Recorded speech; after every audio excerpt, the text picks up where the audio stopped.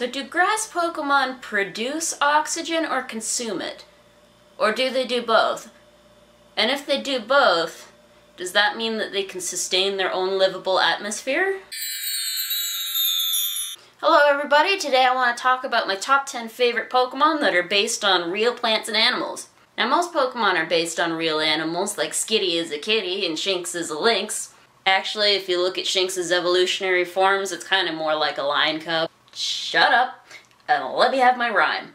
Anyway, like I was saying, most Pokemon are based on real animals, but there's a few that I think are more interesting than others, and I'm going to tell you about them now. Number 10. Bellsprout. Bellsprout, Weepinbell, and Victreebel are based on the pitcher plant. Pitcher plants are a type of carnivorous plant. They use a sweet scent to lure insects and sometimes even small animals, depending on the size of the pitcher plant, into the bell of the plant.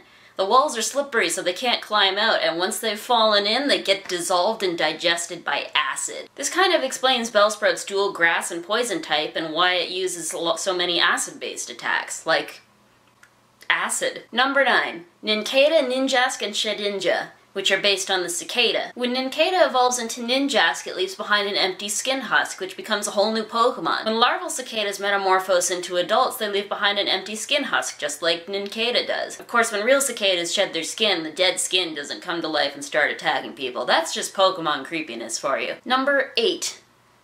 Arcan and Archeops, which are based on the Archaeopteryx. The Archaeopteryx has long been a source of contention in the scientific community. Is it a bird? Is it a dinosaur?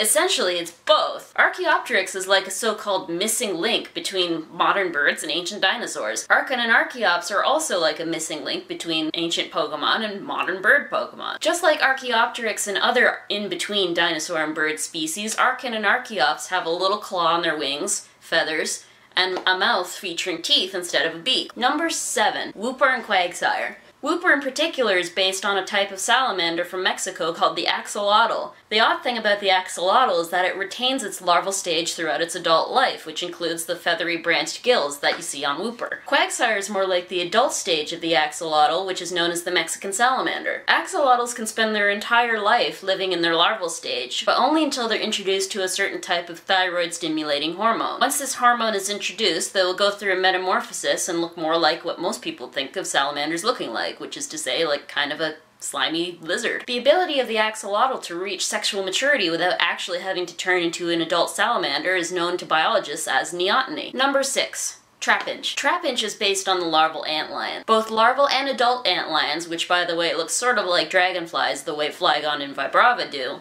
live in sandy habitats. Larval antlions like to dig conical pits in the sand. They then bury themselves in the bottom of the pit with only their head poking out and wait for their prey to fall into their trap. The creators of Pokemon then modeled Trapinch after this behavior, giving it a ground typing and the ability Arena Trap. Number 5. Dugong. Dugong is based on the dugong. The dugong is a close relative of the manatee. Though dugong live in tropical waters, which kind of conflicts with dugong's water and ice type, their closest relatives, the now extinct Steller sea cow, used to live in the Arctic waters of the Bering Sea. Number 4. Dragalge. Poison and dragon type Dragalge is based on the leafy sea dragon. The leafy sea dragon is a type of seahorse that's basically evolved to look like a piece of floating seaweed. Pokemon Dragalge is based on this, except it's made to look like dead seaweed instead of living seaweed. This fits in better with its poison typing. Number 3. Poliwag. Though it's kind of tricky to tell, Poliwag, Poliwhirl, and Poliwrath are actually based on tadpoles. Their main hint about their real-life counterparts is not so much in their body shape as in the spiral on their belly. This is because some species of frogs have tadpoles with translucent bellies, through which you can see their spiraling intestines. So basically, when you're looking at the belly of a Poliwag, Poliwhirl, or a Poliwrath, you're basically seeing their guts.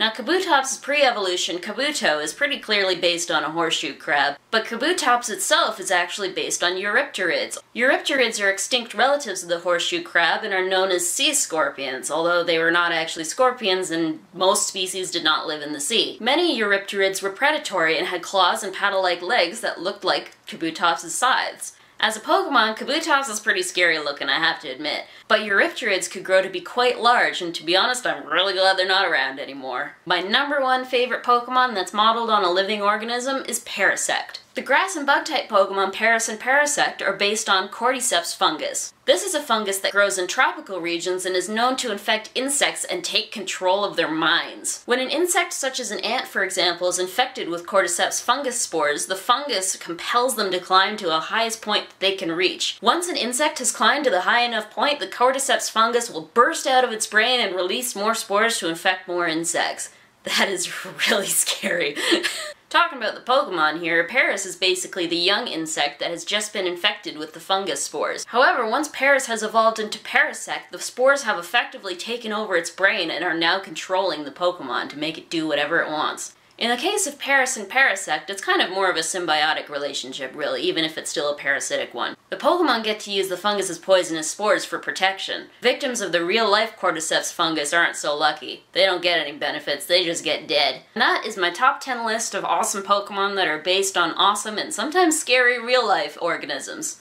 I still have a few other favorites, like Goodra, which is based on the Blue Dragon Sea Slug, and Sandshrew, which is based on the Pangolin. But I want to hear your guys' opinions. What are your favorite Pokemon that are based on real-life animals? Or even just what are your favorite Pokemon? Please leave your answers down below in the comments or in comments on my Facebook page. Thank you for watching this particularly nerdy installment of the Cassifrass Tree. I hope you enjoyed it, and I'll see you next time.